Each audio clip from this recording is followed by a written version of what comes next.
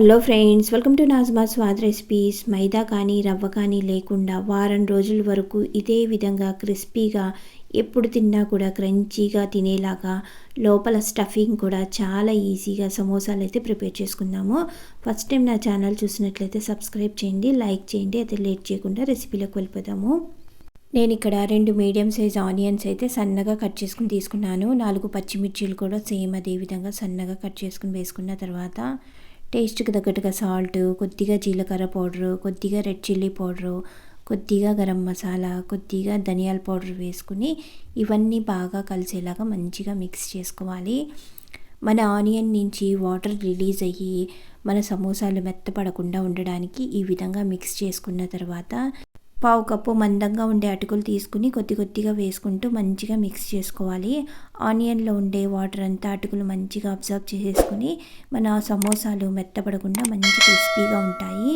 మీరు తీసుకునే ఆనియన్ని బట్టి అటుకులు ఎక్కువ తక్కువ చూసుకుని వేసుకుని ఈ విధంగా మిక్స్ చేసుకున్న తర్వాత స్టవ్ మీద కడాయి పెట్టుకుని 1 కప్పు వాటర్ వేసుకుని టేస్ట్కి తగ్గట్టుగా సాల్ట్, 2 టీ స్పూన్ల ఆయిల్ వేసుకుని వాటర్ మంచిగా బాయిల్ రానివ్వాలి. ఈ విధంగా వాటర్ మంచిగా బాయిల్ వచ్చిన తర్వాత నేను ఇక్కడ 1 కప్పు వాటర్కి 1 కప్పు బియ్యం పిండి తీసుకుని ఈ విధంగా పిండి వాటర్లో వేసుకునేటప్పుడు స్టవ్ లో ఫ్లేమ్లో పెట్టుకుని ఉండలేమీ లేకుండా మంచిగా మిక్స్ చేసుకోవాలి. ఈ విధంగా మిక్స్ అయిన తర్వాత స్టవ్ ఆఫ్ చేసుకుని మూత పెట్టి మనం టచ్ చేయగలిగినంత వేడిగా ఉంటే చాలు.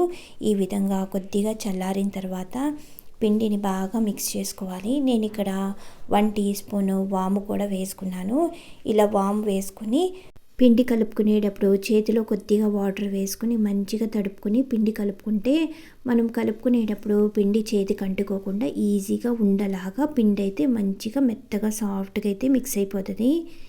ఈ విధంగా చపాతీ పిండిలాగా పిండి బాగా మిక్స్ చేసుకున్న తర్వాత కొద్దిగా పిండిని తీసుకుని ఈ విధంగా పెద్ద సైజు ఉండల్లాగా ప్రిపేర్ చేసుకోవాలి. ఇలా ఉండలు ప్రిపేర్ చేసుకునేటప్పుడు క్రాక్స్ ఏమీ లేకుండా మంచి సాఫ్ట్గా ఉండేలాగా ఉండలన్నీ ప్రిపేర్ చేసుకుని గిన్నెలో వేసుకుని తడి క్లాత్ కానీ మూత కానీ వేసుకుని పెట్టుకుంటే పిండి ఆరిపోకుండా ఉంటుంది. చపాతీ పీట మీద కొద్దిగా పొడి బియ్యం పిండి వేసుకుని ఈ విధంగా మంచిగా స్ప్రెడ్ చేసుకోవాలి.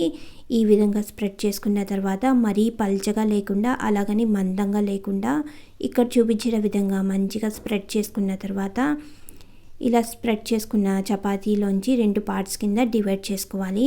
మన సమోసాలకైతే ఏ విధంగా ప్రిపేర్ చేసుకుంటామో సేమ్ అదే విధంగా మజ్జిగ ఈ విధంగా కట్ చేసుకున్న తర్వాత 1 టేబుల్ స్పూన్ బియ్యం పిండిలో కొద్దిగా వాటర్ వేసుకుని ఈ విధంగా స్లరీ లాగా ప్రిపేర్ చేసుకున్న తర్వాత ఆయిల్లో వేసుకునేటప్పుడు విడిపోకుండా ఈ విధంగా అంచులకి స్లరీని మంచిగా అప్లై చేసుకుని ఈ విధంగా కోన్ లాగా వచ్చేలాగా మన సమోసాల్ని మంచిగా క్లోజ్ చేసుకున్న తర్వాత మనం ముందుగా ప్రిపేర్ చేసుకుని పెట్టుకున్న స్టఫింగ్ని కొద్దిగా వేసుకుంటూ మంచిగా క్లోజ్ చేసుకోవాలి.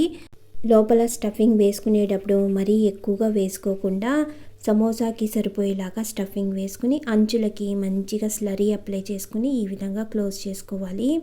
మీకు క్లియర్గా అర్థం అవ్వాలని చెప్పి ఇంకో సమోసాను కూడా ప్రిపేర్ చేసి చూపిస్తున్నాను. అంచులకి స్లరీ అప్లై చేసుకుని ఒక సైడ్ క్లోజ్ చేసుకున్న తర్వాత మధ్యకి ఈ విధంగా ఫోల్డ్ చేసుకుని ఈ విధంగా క్లోజ్ చేసుకుంటే మనకి మార్కెట్లో దొరికే సమోసా షేప్ అయితే కరెక్ట్గా వచ్చేస్తుంది. ఈ విధంగా మంచిగా క్లోజ్ చేసుకుంటే ఆయిల్లో వేసుకునేటప్పుడు విడిపోకుండా మంచిగా ఫ్రై అవుతాయి. ఈ విధంగా సమోసాలన్నీ ప్రిపేర్ చేసుకున్న తర్వాత స్టవ్ మీద ఆయిల్ పెట్టుకుని ఆయిల్ హీట్ అయిందో లేదో చెక్ చేసుకున్న తర్వాత ఒక్కొక్క సమోసాని ఆయిల్లో వేసుకుని ఇలా ఫ్రై చేసుకునేటప్పుడు స్టార్టింగ్లో స్టవ్ మీడియం ఫ్లేమ్లో పెట్టుకుని కొద్దిగా ఫ్రై అయిన తర్వాత అప్పుడు ఒక్కొక్క సమోసాని మంచిగా టర్న్ చేసుకోవాలి. ఈ విధంగా కొద్దిగా కలర్ వస్తున్నాయి అనుకునేటప్పుడు స్టవ్ హై ఫ్లేమ్లో పెట్టుకుని అటు ఇటు టర్న్ చేసుకుంటూ మంచి క్రిస్పీగా గోల్డెన్ బ్రౌన్ కలర్ వచ్చేలాగా ఫ్రై చేసుకోవాలి. స్టార్టింగ్లో సమోసాలు ఫ్రై చేసుకునేటప్పుడు స్టవ్ మీడియం ఫ్లేమ్లోనే పెట్టుకుని ఫ్రై చేసుకుంటే మంచి క్రిస్పీగా ఫ్రై అవుతాయండి. ముందుగానే హై ఫ్లేమ్లో పెట్టుకుని ఫ్రై చేసేసుకుంటే మనం బియ్యం పిండితో ప్రిపేర్ చేసినాం కాబట్టి మెత్తగా అయిపోయే ఛాన్స్ ఉంటుంది. అందుకని స్టార్టింగ్లో మీడియం ఫ్లేమ్లో పెట్టుకుని ఫ్రై చేసుకుంటే కొద్దిగా కలర్ చేంజ్ అయిన తర్వాత అప్పుడు హై ఫ్లేమ్లో పెట్టుకొని ఫ్రై చేసుకుంటే మంచి క్రిస్పీగా ఫ్రై అయ్యి వారం రోజుల వరకు సేమ్ ఇదే విధంగా మంచి క్రిస్పీగా క్రంచీగా ఉంటాయి. ఈ సమోసాల రెసిపీ నచ్చినట్లయితే మీరు ఇంట్లో ఒకసారి కంపల్సరీగా ట్రై చేసి ఎలా వచ్చినాయో కూడా నాకు కమెంట్ చేయండి. Thank you for watching.